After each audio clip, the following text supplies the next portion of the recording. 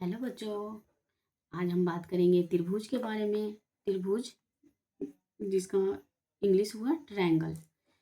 अब जानते हैं हम त्रिभुज किसको हम कहेंगे। तो देखिए, त्रिभुज की परिभाषा हो गई, तीन रेखाखंडों से मिलकर बनी बंद आकृति को त्रिभुज कहते हैं। तीन रेखाखंडों से मिलकर बनी बंद आकृति को क्या कहते हैं? त्रिभुज कहते हैं। यहाँ देख सकते हैं कि रेखाखंड है ये ABC, और इससे मिल बंद आकृति जो बनी है उसको हम त्रिभुज कह रहे हैं। इसमें त्रिभुज में तीन भुजाएं होती है जिसको हम साइड्स बोलते हैं, तीन कोण होते हैं एंगल्स बोलते हैं, तीन शीर्ष होता है वर्टेक्स बोलते हैं। त्रिभुज के तीनों कोणों का योग क्या होता है? 180 डिग्री होता है। ये बहुत इंपॉर्टेंट फार्मूला है। जिस फार्मूला नहीं, ये लाइन है, इंपॉर्टेंट है, वेरी वेरी इंपॉर्टेंट। क्या? त्रिभुज के तीनों कोण, किसी भी त्रिभुज के तीनों कोण का योग क्या हो जाएगा? हमेशा हमेशा 180 डिग्री होता है। अब हम जानते हैं त्रिभुज होता कितने प्रकार का है। तो त्रिभुज को दो भागों में बांटा गया है। एक बांटा गया है कोण के आधार पे और दूसरा बांटा गया है भुजा के आधार पे। कोण के आधार पे त्रिभुज तीन प्रकार के होते हैं और भुजा के आधार पे त्रिभुज तीन प्रकार के होते हैं। कोण के आधार पे त्रिभुज, पहला न्यून कोण हो गए, न्यून कोण त्रिभुज, दूसरा समकोण त्रिभुज, तीसरा अधिक कोण त्रिभुज। और भुजा के आधार पे त्रिभुज, पहला समबाहु त्रिभुज, दूसरा समद्विबाहु त्रिभुज, तीसरा विषमबाहु त्रिभुज। अब हम इन छह त्रिभुज को जानेंगे और छह त्रिभुज के परिभाषा के बारे में हम जानेंगे। तो ये बात करते हैं हम कोण के आधार पर त्रिभुज, कोण के आधार पर त्रिभुज के बारे में। तो पहला है न्यून कोण त्रिभुज। न्यून कोण त्रिभुज, न्यून कोण त्रिभुज किसको कहेंगे? वैसा त्रिभुज जिसका प्रत्येक कोण 0 डिग्री से बड़ा, 0 डिग्री से बड़ा और 90 डिग्री से छोटा हो। क्या हम बोले? वैसा त्रिभुज जिसका प्रत्येक कोण 0 डिग्री से बड़ा और 90 डिग्री से छोटा हो, उसे न्यून कोण त्रिभुज कहते हैं। इमेज में हम देख सकते हैं, ये क्या है? मेरा न्यून कोण त्रिभुज है। अगर 90 रहता ये तो ऐसे रहता, सीधा लाइन रहता, तो इसको हम बोलते हैं कि ये 90 डिग्री, और 90 डिग्री से ये छोटा है और 0 डिग्री से बड़ा है।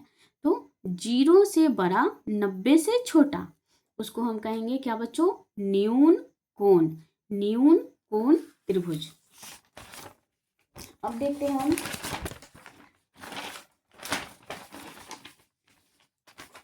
अब बात करते हैं हम समकोण त्रिभुज के बारे में। अब क्या बात करते हैं? समकोण त्रिभुज, वैसा त्रिभुज जिसका एक कोण, क्या बोले हम? एक कोण, इस पे जोर दिया गया, एक कोण क्या हो? 90 डिग्री के बराबर हो।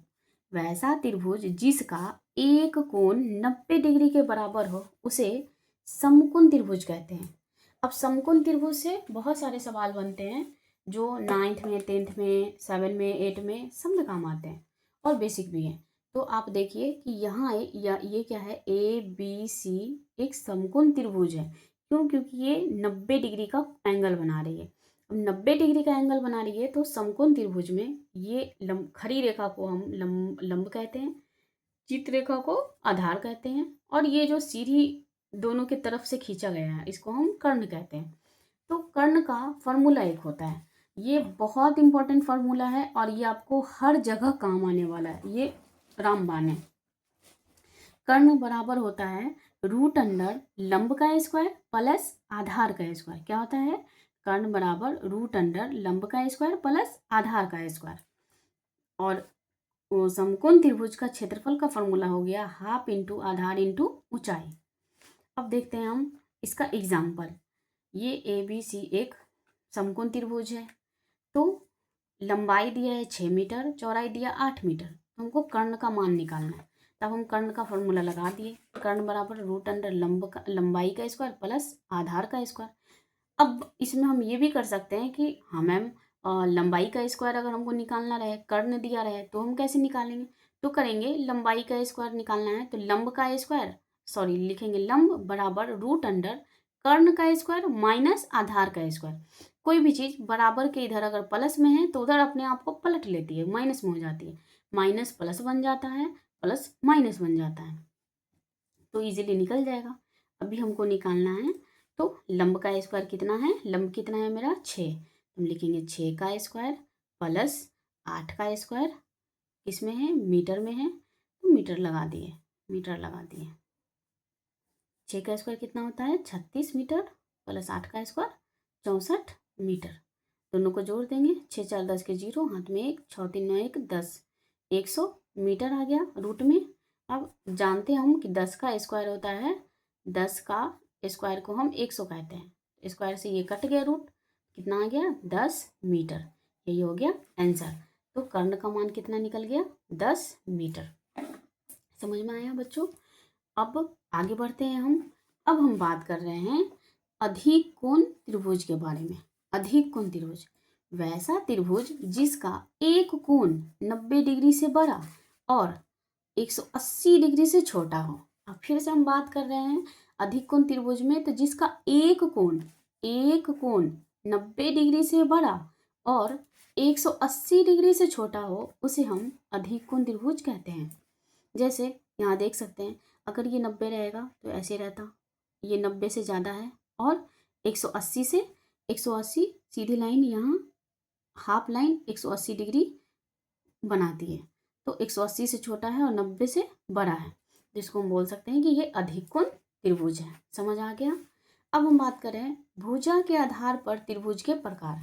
भुजा के आधार पर पहला हो गया समबाहु त्रिभुज, परिभाषा देख रहे हैं इसकी, ठीक है। ये परिभाषा बहुत इजी है, इजी में हम याद रख सकते हैं। कैसे, समबाहु, सम मतलब समान, बाहु मतलब बराबर, भुजा, तो हम ये बोल सकते हैं वैसा त्रिभुज जिसकी तीनों भुजा आपस में क्या हो, बराबर हो। वैसा त्रिभुज जिसकी तीनों भुजा आपस में बराबर हो, उसे हम समबाहु त्रिभुज कहते हैं। जैसे त्रिभुज ए बी सी समबाहु त्रिभुज है, हर एक भुजा का मान क्या है, x x x है। अब चूंकि इसकी भुजा एक समान होती है, तो इसका कोण भी एक समान होगा, क्योंकि इससे पहले हम पढ़े त्रिभुज में कि त्रिभुज के प्रत्येक कोणों का मान कितना होता है, 180 डिग्री के बराबर होता है। तो इसका प्रत्येक कोण, समबाहु त्रिभुज का प्रत्येक कोण कितना के बराबर हो जाएगा, 60 डिग्री के बराबर हो जाएगा। छत्रिक 18, 60 60 60 जोड़ेंगे तो 180 आ जाएगा। तो याद रखेंगे कि इसका प्रत्येक कोण कितना डिग्री के बराबर होता है, 60 डिग्री के बराबर होता है। अब दूसरा बात करते हैं, दूसरा है क्या, समद्विबाहु त्रिभुज।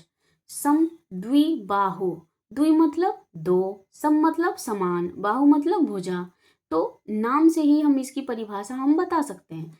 तो वैसा त्रिभुज जिसकी दो भुजा आपस में बराबर हो।